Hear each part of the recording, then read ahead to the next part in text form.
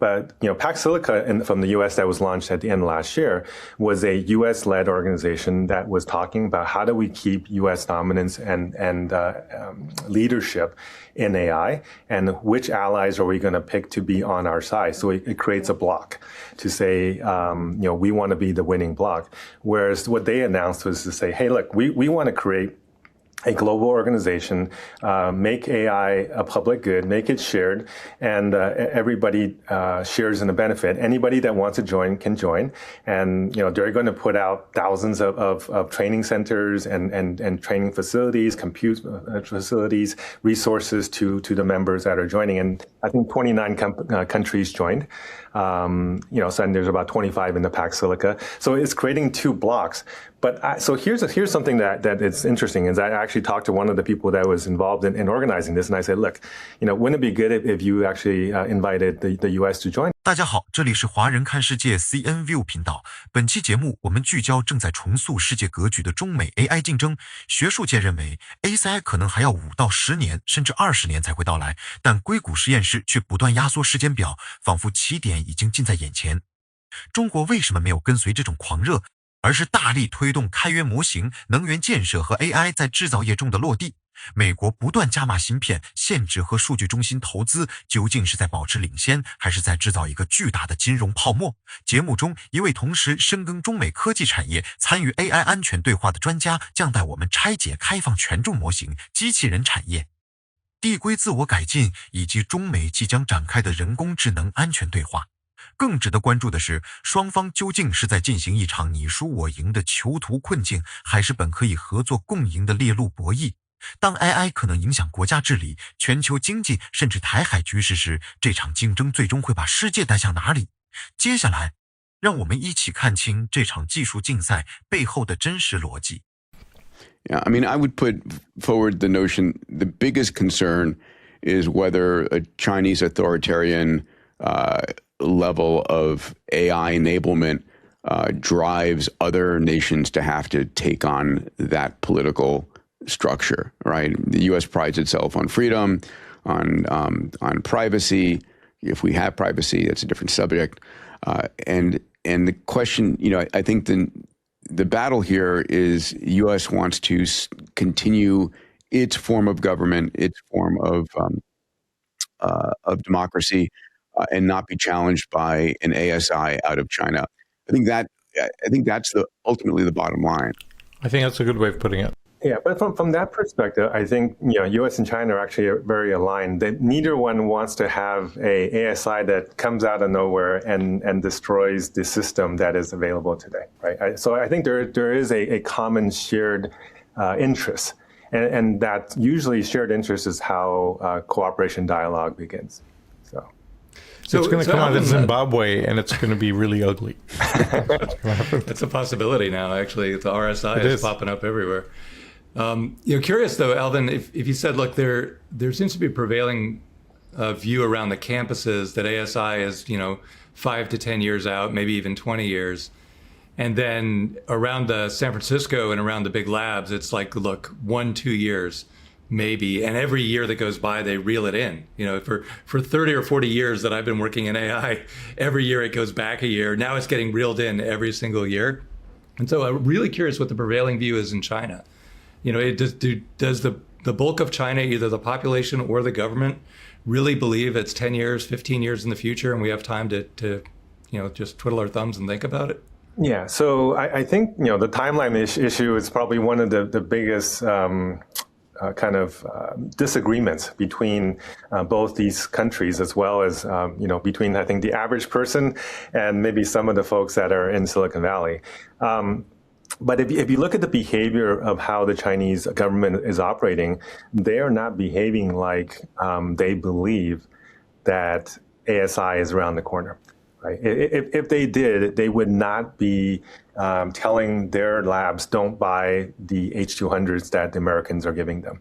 They would not be putting out regulation that is slowing them down, which they've had regulations around AI, privacy, data provenance, marking, transparency and marking in public, child addiction, anthropomorphizing AI. All these regulations have been around, and every single model that is released in China has to be reviewed by the CAC, the Cyberspace Administration of China, which again delays it by weeks or months, right? So they're seeing this as something that is akin to other technologies that has happened, and they understand that general purpose technology usually takes, even when it's innovated and mature, it takes years, if not decades, to actually diffuse into society, and they're behaving like that. So I think there's definitely a difference between maybe Beijing and DC in terms of how they're looking at it.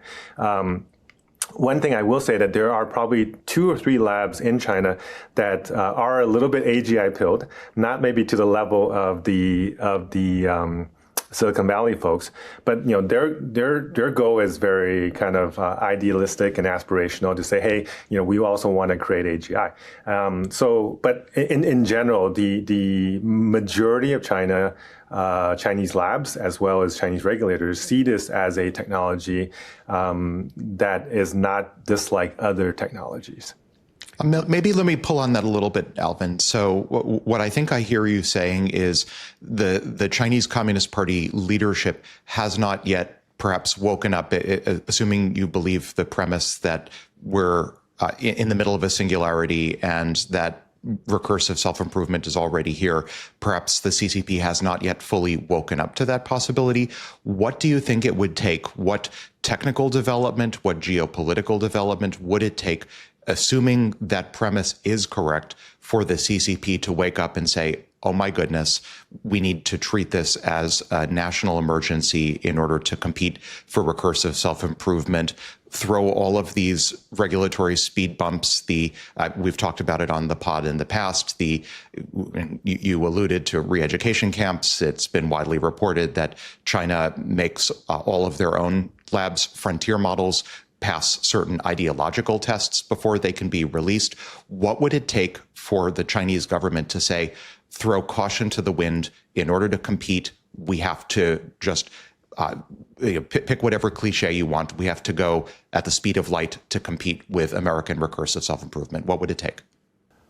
Well, first of all, maybe I'm probably on a slightly different timeline as you in terms of... I know. Of when most of the world is in a different timeline from Alex. Look, as you guys know, I mean, last week you had the pacing, the frontier letter that came out of all of the lab, engineers and lab heads.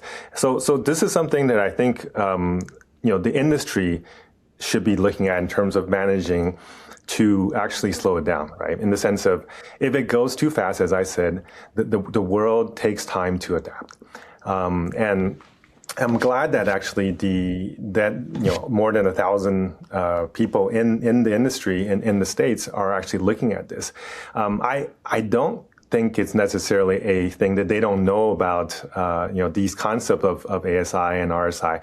They understand this stuff. And there are actually multiple safety institutes and AI safety contingent that is in China telling these stories to the regulators, and they hear it. In fact, at the World AI Conference, there was multiple discussions and forums specifically around AI safety. So, and there was people from the U.S., the Benjuels and the Tegmarks were also there to add these type of points to the agenda. So I don't think it's that they don't know it. I think it's that they don't believe that it is something that is necessarily and should necessarily be a nation versus nation issue. In fact, I think it's on the agenda to talk about the World AI Cooperation Organization, which they had announced on the first day of the World AI Conference, which is their version of Pax Silica.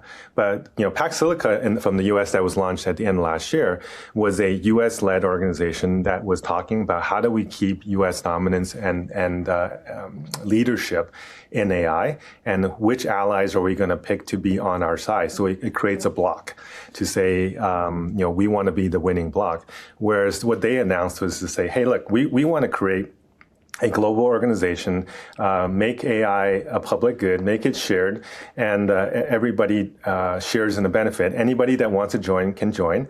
And they're going to put out thousands of training centers and training facilities, compute facilities, resources to the members that are joining. And I think 29 countries joined. And there's about 25 in the Pax Silica. So it's creating two blocks.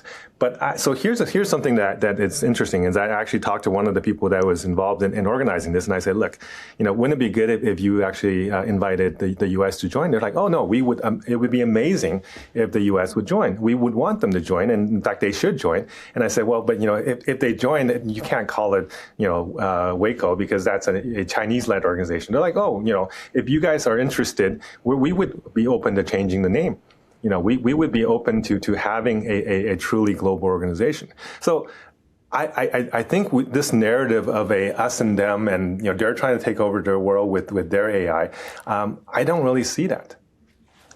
I maybe at the risk of belaboring the point, I just want to press again on what my question was, which is what technical threshold or event would it take for, putting aside geopolitical competition, put that aside for a minute, what would it take for superintelligence to actually cause the CCP to say, we have to actually abandon all of our internal regulations intended presumably to maintain social stability and the supremacy of the existing regime, as well as external efforts to create blocks, put the blocks aside for a minute. What threshold of superintelligence, either achievement or technical development, or maybe implications for weapons systems, if that's really what it takes, what technical achievement would superintelligence have to pass, or what threshold would it have to achieve in order for the CCP to decide in your mental model, gosh, we really just have to focus on supremacy here? Alvin, if you don't mind, let me intercept and lead into that question too, because I think we really do need to answer Alex's question. But before we can do that, let's understand who the CCP. 这一期节目真正值得我们带走的，并不是谁会在中美人工智能竞争中率先宣布胜利，而是我们必须重新审视自己究竟在参加一场什么样的比赛。围绕通用人工智能、超级智能、开源模型、晶片禁运、数据中心、机器人以及台海局势，节目里的讨论看似分散，实际上都指向同一个核心问题：当一项技术以远超历史经验的速度发展时，国家、企业和普通人应该如何在竞争、合作与风险之间找到平衡？首先，我们看到的所谓人工智能竞赛，可能并不存在一条清晰的终点线。太空竞赛可以用登月作为阶段性目标，但人工智能更像一场持续演进的平台竞争。模型会不断迭代，能力会不断扩散，开源与闭源之间的差距也可能快速缩小。谁先实现某个模型，并不代表谁就能永远统治世界。把人工智能理解成一场非赢即输的零和博弈，容易让决策者被所谓的领先优势牵着走。投入越来越多资源，却越来越难回答一个根本问题：这些投入究竟为社会创造了多少真实价值？更值得警惕的是，竞赛心态会把所有问题都推向国家安全和军备对抗。为了领先几个月建设数量惊人的数据中心，为了限制对手收紧芯片、软件和算力流动，为了保护本国企业，试图把全球产业链重新切割。可是技术并不会因为一道禁令就停止扩散，模型可以被迁移，代码可以被改写，算力可以通过全球网络重新调度。出口管制确实可能制造短期障碍，却也可能反过来刺激替代产业，推动开源生态，并迫使对手在资源受限的情况下寻找新的创新路径。这也是节目反复提到开源模型的原因。开源并不只是商业模式，更是一种扩散力量。一个模型一旦开放，就不再由单个实验室独自改进，而是交给全球开发者共同测试、修改和二次训练。对于算力不足、设备受限的团队来说，开源能够把全球资源接入自己的发展过程，它打破了少数公司垄断人工智能能力的可能，也让更多国家和地区有机会参与技术演进。当然，开放并不等于没有风险，真正需要讨论的不是简单的支持或反对开源，而是如何建立跨国认可的安全标准、漏洞通报机制和责任边界。节目中关于风险的另一个提醒同样重要，模型越大，并不一定意味着危险越大。一个规模较小的模型，只要被放进错误的工具链，连接到不受监管的系统，或者被恶意组织大规模调用，同样可能造成严重后果。大型模型往往部署在云端，能够被记录、监测和限制；小型模型却可以进入个人设备、企业内网，甚至被改造后脱离原有防护。因此，未来的安全重点不能只盯着最强模型，而应该同时关注模型如何部署、谁在调用、连接了什么系统，以及它是否具备持续自我改进的能力。其次，这场讨论让我们看清了中美两种不同的发展侧重。一方更关注制造最强模型、掌握顶级芯片和建设庞大算力基础设施，另一方更强调人工智能如何进入制造、教育、医疗、交通和能源等具体行业。真正决定技术影响力的，可能不是实验室里跑分最高的模型，而是谁拥有更完整、更稳定、更广泛的应用生态。一个国家如果只有最强模型，却没有足够的能源、制造能力、人才体系和社会承受力，最终也可能被自己的高投入拖住脚步。这对普通人尤其重要。人工智能带来的变化不会只发生在科技公司和国家战略层面，白领工作、初级分析、基础编程、法律咨询和部分管理岗位已经在发生重组。与此同时，护理、教育、养老、医疗和人与人之间的直接服务可能成为未来更需要人的领域。但这并不意味着每个人都能自动完成转型，真正困难的地方是如何让被技术替代的人获得新的技能、稳定的收入和重新进入社会的机会。如果只追求效率，却不处理就业、教育和分配问题，技术进步越快，社会撕裂就可能越深。机器人产业也是同样的道理。中国拥有大量制造基础、工程人才和产业配套，因此机器人应用会持续推进。但人形机器人未必是所有工作的最佳答案，很多场景需要的只是机械臂、移动平台或专用设备，而不是一台复杂、昂贵、容易失去平衡的人形机器。真正成熟的技术不是看起来最像人，而是能否以更低成本、更高可靠性解决真实问题。人工智能的发展也一样，最终要接受现实世界的检验，而不是只在宣传片和资本市场里展示想象力。节目里提出的猎鹿博弈，或许是理解未来中美关系最有价值的框架。双方如果把对方视为必然背叛者，就会被迫先下手，最终陷入互相消耗的困局。但人工智能安全、网络攻击、生物风险、金融稳定和基础设施防护，都不是任何一个国家能够独自解决的问题。大国之间即使存在长期竞争，也不代表所有领域都必须拒绝合作。恰恰相反，越是涉及共同生存的风险，越需要建立热线，共享信息，明确红线，并通过反复对话降低误判的可能。这并不是要求任何一方放弃自身利益，也不是忽略制度差异和历史矛盾，而是承认一个事实：在高度互联的世界里，主要大国的崩溃不会只伤害对手，也会冲击整个全球体系。台湾、芯片、能源和金融市场之所以如此敏感，正是因为他们已经嵌入全球供应链，没有哪一方能够轻易把风险锁在自己的边界之内。